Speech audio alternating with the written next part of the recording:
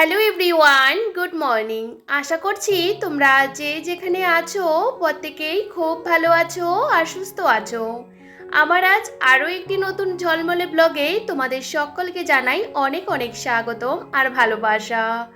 আজকে দিনটা ছিল সোমবার আর এখন ঘড়ির কাঁটাতে বাজে 5টা 10-এর মতন। সকালে ঘুম থেকে উঠে পড়েছি, উঠে একটু হাঁটাহাঁটি সেরে নিলাম আর এখন কিছু এক্সারসাইজ করে নিচ্ছিলাম।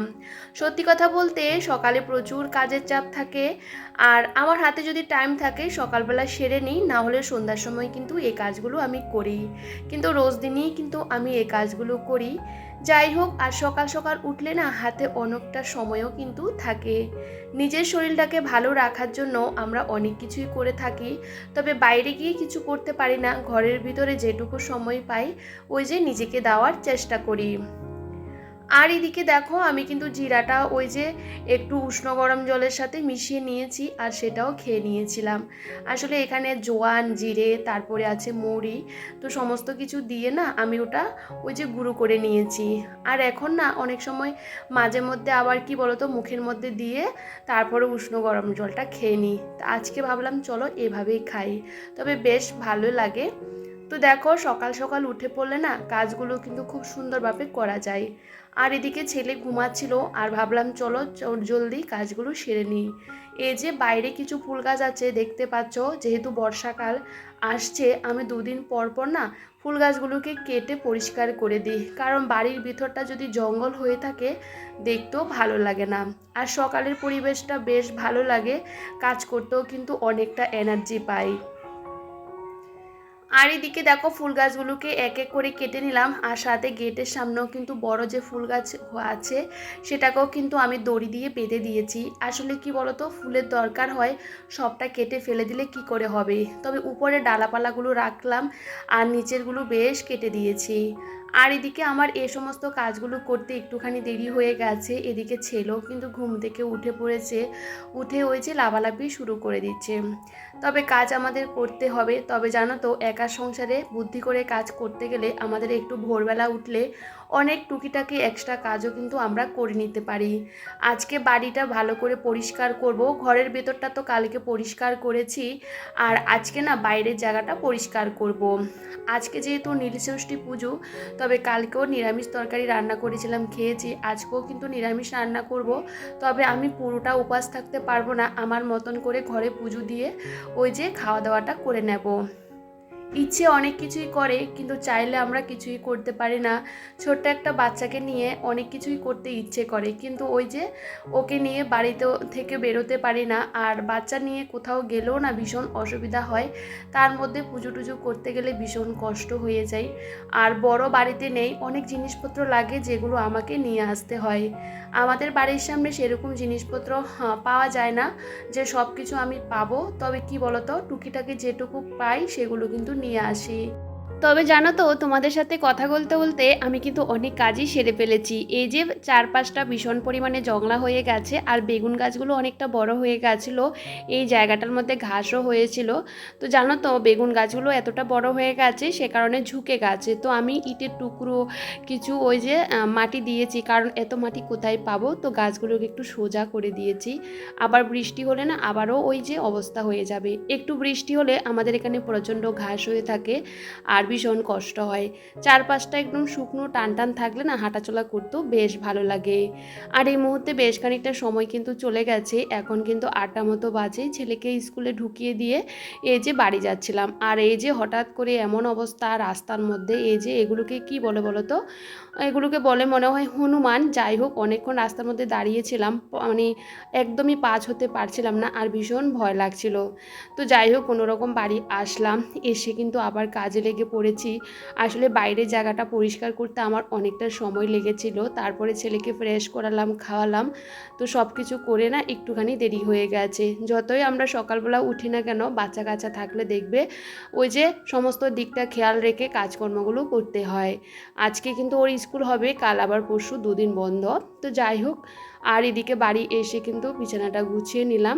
তো বিছানাটা গোছানো না থাকলে না কোনো কিছুই ভালো লাগে না। আর সকালবেলা কিন্তু আমি ওই ঘরটা ভালো করে কিন্তু ঝেড়ে ঢেড়ে পরিষ্কার করে গুছিয়ে নিয়েছিলাম। ছেলে যেহেতু দেরি করে ঘুম থেকে উঠেছিল, তার মধ্যে এক্সট্রা কাজ ছিল সেগুলো করেছিলাম, তো বিছানাটা আর গোছানো হয়নি।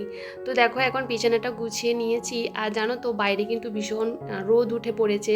সকাল থেকে এত রোদ উঠে যায় কি আর বলবো। আমাদের বাড়িতে ওই যে 5:30 6টার মধ্যে কিন্তু রোদ চলে আসে, যতই সকালবেলা উঠি না কেন। আর এদিকে কিন্তু আমি কাজকর্ম করতে করতে পুরোটা একদম ঘেমে গেছি। এই যে এখন কিন্তু আমি ঘরগুলো মুছে নিচ্ছি এক এক করে। আসলে কি বলতো, কাজকর্মের সাথে যদি ঘর দুয়ারগুলো সকাল সকাল মুছে সমস্ত কাজগুলো যদি পরিপাটি করে সময়ের আগে করে নিতে পারি না, বেশ ভালো লাগে। সারাটা দিন কারোরই কাজকর্ম করতে ভালো লাগে না, তারপরেও সংসারে খুঁটিনাটি অনেক কাজকর্ম থাকে, সেটা সবারই সংসারে থাকে।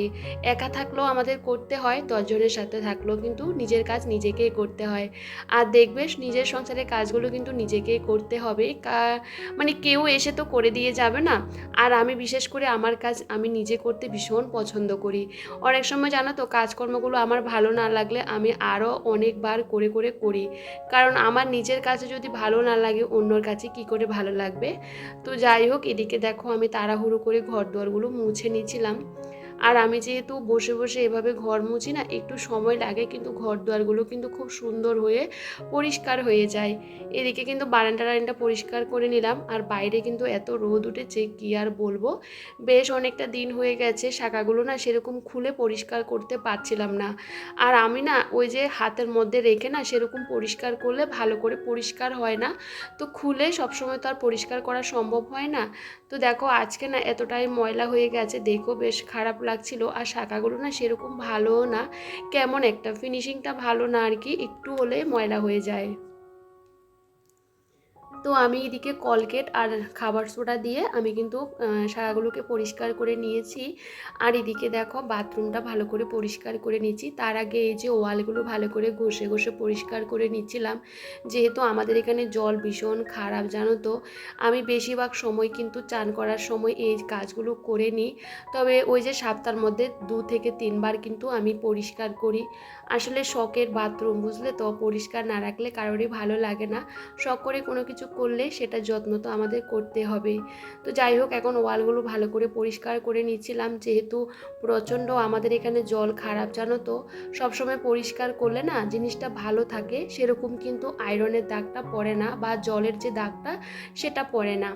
তো আমার বাথরুমটা অনেকটা বড়, মানে এ পাশ থেকে ওই পাশ পর্যন্ত, সে কারণে আমার পরিষ্কার করতে অনেকটা সময় লেগে যায়, যেহেতু বাথরুমটা অনেকটা বড় সে কারণে। যাই হোক, এদিকে কিছু কাঁচা ধোয়া করা ছিল, সেগুলো করে বাইরে ছড়িয়ে দিয়েছি। আর বেশ গরম লাগছিল জানো তো। আর ভিজে চুলটা না এভাবে বেঁধে রাখতেও ভালো লাগছে না, ইচ্ছে করছিল একটু মানে ছেড়ে দিই আর কি, ছেড়ে শুকিয়ে নিই।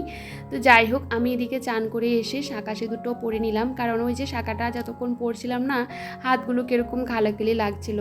আসলে আমাদের বিবাহিত নারীদের কি বলতো, শাঁখা সিঁদুরটাই মেন। আর সেগুলো দেখবে না পরলে কেমন একটা লাগে। তো দেখো আমি সাথে সাথে চান করার পর এগুলো পরে নিয়েছি। আর বাইরে এত গরম লাগছিল, আমি প্রচণ্ড ঘেমে গেছি। এদিকে ঠাকুরের থালা বাসন, তারপরে ফুল, সমস্ত কিছু রেডি করতে করতে একটু তো সময় লাগে জানো তো। আর আমার যেহেতু সমস্ত কিছু ঘরের বাইরে এদিক সেদিক দৌড়াদৌড়ি করতেই হয়, তো যেটুকু পেরেছি আমি পুজো করার চেষ্টা করি আমার মতন করে। আমি মনে করি মন থেকে পুজো করলে সমস্ত দিক দিয়ে কিন্তু ঠাকুর শোনে। আর এদিকে দেখো ফুল দিয়ে কিন্তু খুব সুন্দর করে পুজোর জায়গাটাও সাজিয়ে দিয়েছি, দেখবে ফুল বেশি হলে বেশ ভালো লাগে। আর এদিকে পুজো করতে আমার একটুখানি সময় লেগেছিল, কালকে না লাউর ডগা কেটে রেখেছিলাম রাতেবেলা, কারণ এ সমস্ত কাজগুলো না রাতেবেলা করে নিলে বেশ ভালো হয়। সকালবেলা প্রচুর কাজের চাপ থাকে, এ সমস্ত কাজ করতে গেলে অনেকটা দেরি হয়ে যায়। আজকে রান্না করব নিরামিষ, ওই যে মুগ ডাল করছি আর ডাঁটাগুলো দিয়ে আলু দিয়ে করব। আর আলু সেদ্ধ ভাতের মধ্যে দিয়েছি, ওটা কিন্তু মাখা করব। তো যাই হোক, এদিকে ডালটা আমার হয়ে গেছে, এখন ডাঁটাটাও বসিয়ে দিচ্ছি। আমি কিন্তু ছেলেকে আনতে যাব, তো ভাবলাম চলো আগে রান্নাটা সেরে নিই, কারণ এখন ওই যে 10টা 20 মতো বাজতে চলেছে। তো রান্নাটা করে কিন্তু আমাকে চলে যেতে হবে তাড়াহুড়ো করে। ভাবি কি বলো তো, ওখান থেকে এসে না রান্নাবান্না করতে একদম ভালো লাগে না, বাইরে এত গরম, তারপরও বেরোতে হয়। বাচ্চাদের যে কতটা কষ্ট হয় কি আর বলবো। আমার ছেলের আর কয়েকদিন পরেই স্কুলে পরীক্ষা শুরু হবে, আমি শুধু ভাবছি এই ছেলে কীভাবে পরীক্ষা দেবে, কি করবে।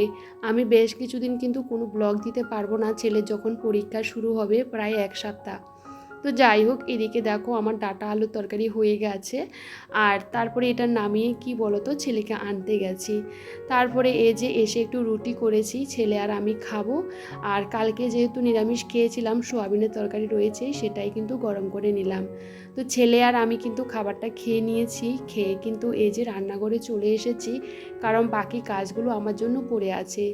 আর জানো তো, একা সংসার হলে না যেদিকে যেতে হয় নিজেকে যেতে হয়, কোনো একটা কাজ যে কেউ করে দেবে সেটা তো করবে কেই বলো। যারা একা থাকে তাদেরকে কিন্তু সবটা নিজে হাতেই করতে হয়।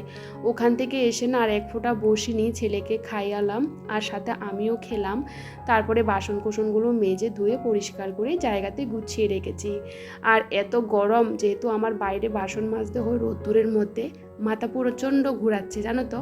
তো এখন এসে একটু বেশি করে জলটা খেয়ে নিচ্ছি। তবে চলো, আজকের ব্লগটা আর বেশি বড় করলাম না, আজকের ব্লগটা এখানেই শেষ করছি। সবাই ভীষণ ভালো থাকবে, সুস্থ থাকবে, সবাইকে টাটা।